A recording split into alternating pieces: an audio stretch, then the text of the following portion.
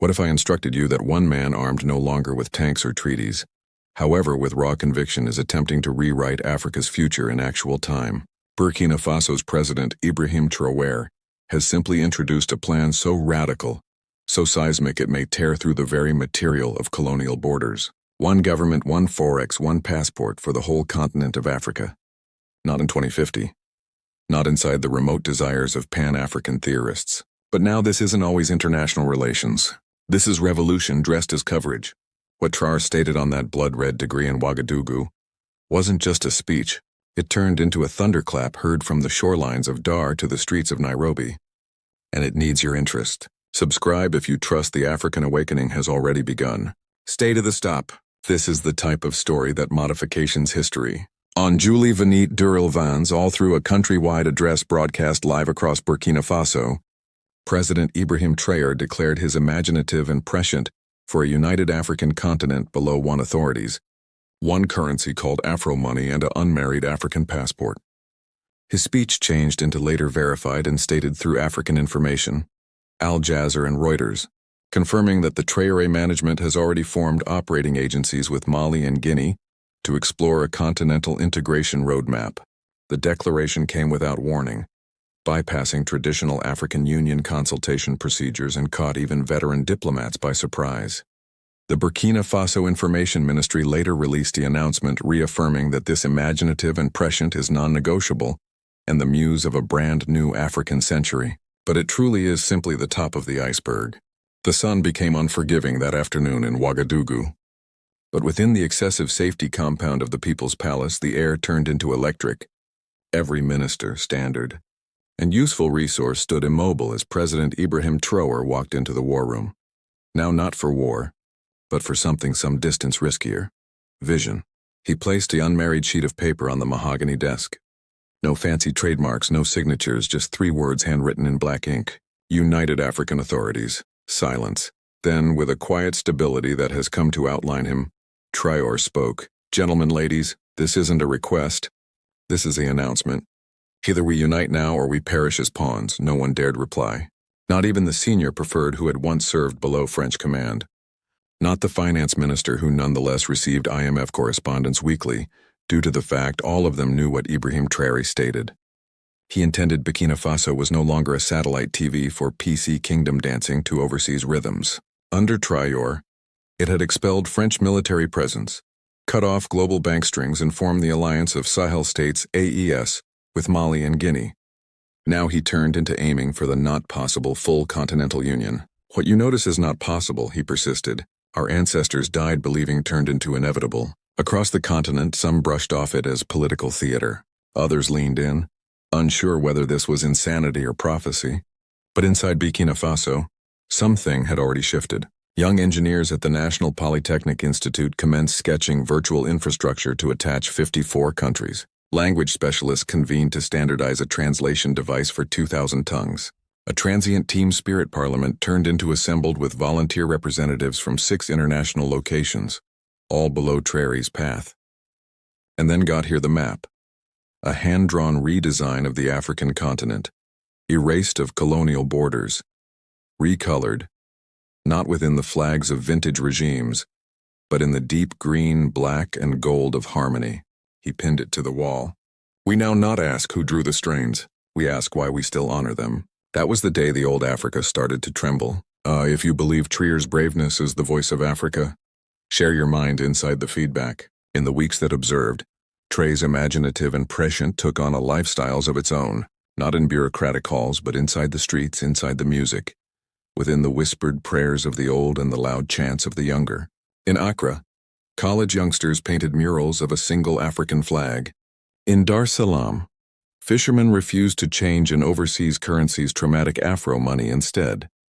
And in Lagos, a viral song titled One Voice, One Nation climbed the charts with a chorus that ended clearly, I am not a border, I am Africa. International analysts scrambled to interpret the motion. Western supposed tanks categorized it naive nationalism, but they underestimated the fireplace that had already been lit. And at the back of it all, frivolously navigating the typhoon, stood Ibrahim Traoré, his crew dubbed the Vanguard, operated in secrecy from an underground command center below the capital. There, Economists, linguists, Navy strategists, and historians labored side via aspect, reading how to dismantle centuries of department without collapsing complete economies. The media known as it radical, but in Burkina Faso they called it destiny. Traoré's private advisor, a lady named Safia Ouagadougou, as soon as a UN legal student defined it pleasant in a leaked interview. He isn't making plans for the next election. He's planning for the next civilization. But no longer everyone was on board. In Kenya, a senior legitimate publicly warned that surrendering countrywide sovereignty ought to flip smaller nations into zones of forget-about. South Africa's overseas minister declared that any continental authority without democratic consensus is dictatorship in hide, and in the back of closed doors, ambassadors from former colonial powers requested a greater direct question: what if this clearly works? Inside Traoré's office, reports showed signs of external sabotage. Cyber assaults traced to remote places servers, disinformation campaigns geared toward discrediting the Afro Money Initiative, and rumors of coup plots circulating in neighboring countries. Yet Traoré remained unmoved. "I became now not raised to kneel before doubt," he advised his group of workers throughout a midnight assembly. "Let them fear. Allow them to lie, however, we will not prevent due to the fact this time Africa isn't always reacting. Africa is writing the script. And for the primary time in generations, that script no longer had a European narrator. If you consider Traoré's braveness is the voice of Africa, percentage your mind within the remarks." While the sector debated headlines, Ibrahim Traoré became building alliances in silence. In a discreet summit held within the highlands of northern Mali, 3 presidents met under armed protect. No media, no translations, just the uncooked sound of 3 African tongues, pledging allegiance to a future past empires. Mali, Guinea, and Burkina Faso, founders of the Alliance of Sahel States, signed what they known as the Pact of Reclamation. It wasn't a change deal. It was a manifesto. 1 authorities, 1 navy, 1 economy, 1 destiny. The language became unapologetic. "We reject the synthetic obstacles created by using colonial architects," the record read, "and we verify that Africa belongs to nobody, however it's human beings." That nighttime, because the sun dipped at the back of the Sahel horizon, the 3 leaders stood under a black flag stitched with a golden lion, Traoré's non-public image of energy and defiance. By morning, the percent had reached the streets. In Dar, young men painted lions throughout concrete partitions. In Ya, college professors held public readings of the manifesto. In Maputo, a retired veteran declared, "This is the Africa I fought for, no longer what we inherited." Still, the backlash came fast and hard. France summoned its ambassadors for emergency nearby reviews. The EU Commission released a thinly veiled caution against illegal consolidation of authority by using non-democratic method. Washington issued a declaration tracking the scenario with challenge, but Traoré did no longer blink. In a past-due night broadcast from Burkina Faso's presidential compound, he seemed into the digital camera, now not with anger, however with eerie calm. "We are not rebelling. We are returning. Returning to ourselves, to our language, to our destiny." That speech could end up mythical. Clips circulated worldwide. Hashtags like United Africa and Traoré Truth trended on international structures. A picture of him conserving a baby with the Afro-Oni image etched into her forehead have become iconic, and within days, 4 more countries asked observer status inside the alliance. Behind closed doorways, Western intelligence companies sounded alarms. "This isn't rhetoric," one U.S. security analyst warned. "This guy has a plan, and worse people are listening. Share this tale in case you sense you are witnessing history that others are too afraid to well known." Inside the valuable financial institution of Burkina Faso, what once served as a satellite TV for PC note of French fiscal manipulate, a quiet revolution was underway. Technicians dismantled the final CFA franc processing servers. In their area, a brand new device became mounted. Project Aroka, the digital backbone of Afro Money. It turned into greater than symbolic. This changed into the first time in present-day history that a West African nation would fully control the introduction, valuation, and distribution of its personal forex unfastened from European pegs and Western oversight. Traoré's pinnacle financial advisor, a Ghanaian prodigy named Kojo Mensah, defined it as economic sovereignty reimagined. The Afro cash currency would not simply be a printed notice. It could release as a virtual first economy designed for exchange subsidized by means of gold and lithium reserves, and saved across a decentralized community unfold. across 5 allied nations, and it wouldn't be susceptible to sanctions. Afro money will now not kneel to Wall Street or Paris. Kojo declared it's going to upward push on African floor and flow in African palms. The IMF known as it financially reckless. The French Treasury warned of monetary destabilization, but markets in Lagos, Addis Ababa, and Kigali answered otherwise. Within a month, almost 80,000 African traders signed petitions urging their governments to simply accept Afro cash for cross-border alternate. On the streets of Ouagadougou, shops commenced list expenses in 2 currencies, CFA and AFM, Afro money. By month cease, Maximum had stopped using CFA altogether. Still, the outside stress intensified. France iced up Burkina Faso's overseas monetary debts. A major European financial institution blocked transfers from the USA. The World Bank paused all destiny lending, but Traore had planned for this. In a historic live deal to the African diaspora broadcast simultaneously in French, English, Arabic, and Swahili, he made his stance crystal clean. Let them freeze what they do not very own. We have wealth in our soil. We have youth in our streets. We are not inquiring for aid. We are traumatic dignity. He paused. And without or with permission, Afro money will float. That nighttime throughout Burkina Faso, residents lit lanterns and hung them in their windows in quiet solidarity. In open rebellion, they referred to as it the night of no masters. If you accept as true with that, is the form of management Africa became waiting for. Hit the like button and proportion Traoré's tale. But foreign money was just the start. The next pass would strike even deeper at the heart of African identification, borders. Within weeks of Afroni's rollout, Traoré unveiled the very last pillar of his vision. Not economic, not military, human. A unmarried African passport. No extra visas between Burkina Faso, Mali, Guinea, or any country prepared to enroll in. No more embassies policing movement between brothers and sisters. Just one file, one identity, citizen of Africa. When he provided the prototype at a press convention in Bamako, it changed into now not a polished document. It became leather-based bound, easy with a sunburst crest and the word, "I am Africa." The corridor fell silent earlier than bursting into applause. People wept, and inside hours the photograph went viral across Nairobi, Johannesburg, Cairo. Dar Africans published their reactions. Some skeptical, most hopeful. A Kenyan nurse tweeted, "I've waited my complete lifestyles to go to my grandmother's grave in Togo. Maybe now I can." A Burkina farmer commented, "I have not seen my brother in Kivuar in 2 decades. What conflict separated us?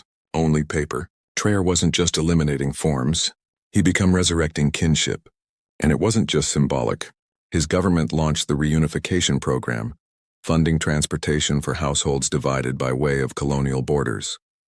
Buses and trains packed with passengers rolled across as soon as militarized crossings to cheers and celebrations. Soldiers failed to forestall them.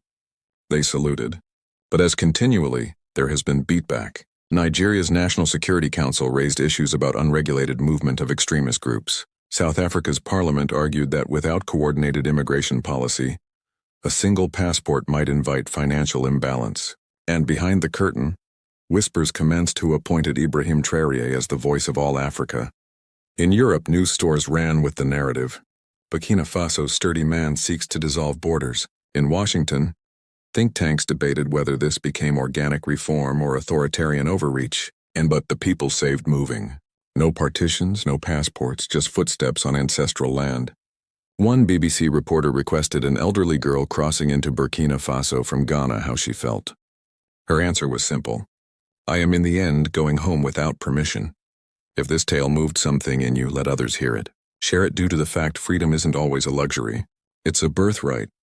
Traoré's passport revolution had ignited something few had expected, an emotional tsunami. In Cape Town, artists projected holograms of the new African passport onto colonial technology homes. In Cairo, college students organized a candlelight march chanting in Arabic Minbar Ilbar Wad from sea to C1, but it changed into in diaspora communities where the message struck innermost in Atlanta, Georgia, a hub of African-American recognition. Thousands amassed in Centennial Park to witness a simul-solid of Traoré's deal to the African Union. Wearing traditional kente, kufis, and ankara suits, they stood in reverence. As the screen got here to lifestyles, Traoré's face appeared no longer filtered through Western media, now not sanitized, however uncooked, direct.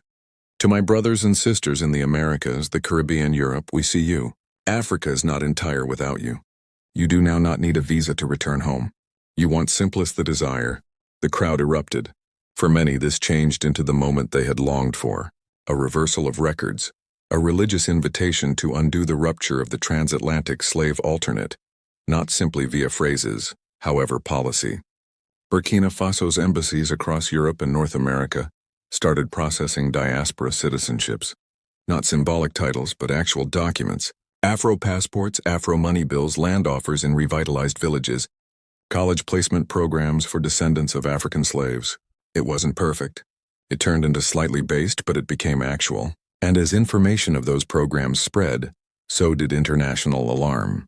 A labeled NATO memo later leaked categorized Traoré's projects as a gentle unification hazard, warning that his movement could reshape international migration styles and tilt diplomatic loyalties in the international South. China remained silent, however intrigued. Russia praised the arrogance. France panicked. And in Washington, U.S. officials feared losing influence in a location wealthy with minerals and geopolitical leverage. But Traoré, standing before the African Union with simplest a worn-out binder in hand, made no apologies. They name this rebel, however, we aren't rebelling. We are returning. And to individuals who fear our unity, I ask why. Then he closed the binder and stepped lower back from the podium. There became no applause, simply silence. The kind of silence that follows an earthquake. If you consider Ibrahim Traoré's imaginative and prescient deserves to be recognized by using the sector, don't scroll beyond. Share this now. It occurred quietly without press releases or podium speeches. On a cold morning in early November, satellite TV for PC surveillance from European intelligence picked up unusual movement in West Africa, the development of a considerable subterranean complex just out of doors Ouagadougou. Speculations ran wild. Nuclear centers, guns caches, Chinese involvement. But what it certainly turned into shocked the arena. Burkina Faso had built the African Sovereignty Command Center, ASC, an unbiased statistics, protection, and policy hub shielded from international surveillance networks. The center developed in cooperation with engineers from Mali, Guinea, and South Sudan, operated on a closed-loop satellite system outdoor the reach of Western intelligence. For the first time in current history, an African alliance became coordinating its personal satellite communications, intelligence operations, and cyber protection without foreign oversight. The African Union hadn't authorized it. The West hadn't predicted it. And the old superpowers hadn't infiltrated it. Inside ASC, information analysts monitored African change in real time, tracking Afro cash flows, border movements, and media manipulation campaigns. They uncovered overseas bots impersonating African citizens to sow division, uncovered encrypted correspondence among European officials discussing economic retaliation strategies, and exposed a shadow financial operation designed to crash Afro money's valuation. Traoré referred to as it Africa's firewall against recolonization. And he wasn't bluffing, because inside days of ASC's activation, Burkina Faso's authorities leaked a confidential file to worldwide reporters. It showed how numerous multinational agencies established in France and the UK have been actively lobbying their governments to undermine Traoré's plans through embargoes, intelligence battle, and bribes to local leaders. The disclosure sent surprise waves through the continent. And in that moment, doubts commenced to dissolve. This wasn't paranoia. This wasn't propaganda. It was actual. If you failed to agree with before, believe now. The fact isn't just an idea. It's evidence. The leaked documents shattered illusions. Even people who had known as Ibrahim Traoré's vision reckless. The ones in academia, the press, even rival African administrations have been pressured to reckon with one undeniable reality. He become right. For decades, African international locations were pawns on a geopolitical chessboard. Their minerals extracted, their leaders manipulated, their establishments indebted. And now, with solidarity inside reach, the same forces that when colonized their lands were pulling strings to preserve them divided. But the twist did not quit with revelation. It got here with rebellion. In Senegal, a coalition of lawmakers called for immediate withdrawal from the CFA franc. In Ethiopia, students occupied the National Reserve Building, annoying Afro money integration. In Cameroon, a former finance minister came out of retirement to join Traoré's Economic Advisory Council. And in Paris, yes, Paris, African migrants rallied outdoor the National Assembly, chanting, "Traoré did what your leaders feared to dream." Meanwhile, ASC persevered its quiet revolution. A continent-wide intelligence-sharing platform became released, bypassing colonial generation establishments. The first encrypted African verbal exchange satellite TV for PC Nyota 1 became launched from a pad in Nigeria, with record centers situated jointly in Burkina Faso and Congo. At the middle of it all, Traore refused to brag. He absolutely convened a private assembly along with his closest allies and said, "They uncovered themselves. We did not win by way of shouting. We gained by way of standing nevertheless while fact caught up." And for the primary time, even African leaders who as soon as distanced themselves began calling him no longer just president but founder. Founder of what? Not just a movement. No longer only a kingdom, a new African order. If you are seeing the facts spread earlier than the world admits it, then you definitely are in advance of history. Like %fee, subscribe. Let them recognize Africa isn't asleep. It's growing. Today in the colleges of Burkina Faso, children not research colonial obstacles as geography. They find out about water tables, sun grids, intercontinental rail systems, and the unity of cultures that once warred under foreign command. In the streets of Bamako, Afro cash flows freely. Not black market, not underground, but open, regulated, respected. And inside the villages of Jap Congo, the sound of production hums roads, fiber optics, smooth water. All funded now not by aid, however by using African budgets for African futures. It isn't utopia, but it is motion. And at the helm stands a man not trained in diplomacy, however in defiance. A soldier who became down luxurious for legacy. A president who refused to be a puppet. A leader who gave his humans now not simply guarantees but energy. Ibrahim Traoré stood before the sector and said what generations had feared to talk aloud. We did no longer ask for permission to be free. We stood up to win it. And now the winds have modified. Africa is not waiting. Africa is finding out. HBO. If the spirit of Ibrahim Traoré touches your coronary heart, share this story. Subscribe to the channel to hold the adventure of an Africa that no longer bows its head. God bless Africa. God bless Burkina Faso. God bless the truth.